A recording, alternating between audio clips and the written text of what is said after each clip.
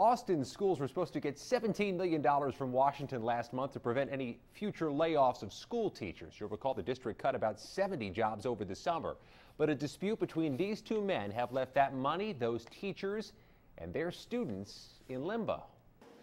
Rick Perry just wrote a new book, but we're pretty sure he saved some of his strongest words this week for an interview with us about Austin Democratic Congressman LLOYD. Do what's right and allow this money to come to the Texas teachers and the Texas schools and not let it be jeopardized by one just vicious, thoughtless congressman. Here's the background. Last summer, Washington approved a controversial $10 billion emergency aid plan to pour money into budget-strapped school districts nationwide.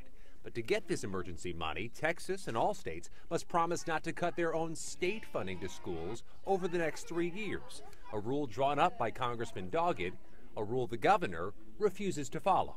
Mr. Doggett says it would prevent states from simply spending the new federal money, withdrawing their own and plowing forward with the same job cuts. It's clear that the governor wants to use these funds for purposes other than education. You know, Governor Perry may be fed up, but he's sure not fed up with taking every $1 billion of Washington money that he can get, so long as he can spend it however he pleases.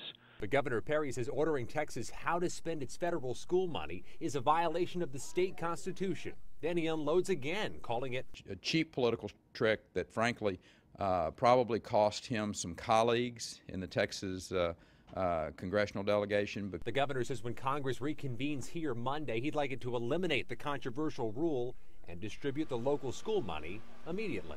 But I'm told that's unlikely, so this argument will likely continue indefinitely, even though other states and other school districts have already received their money and in some cases already spent it too.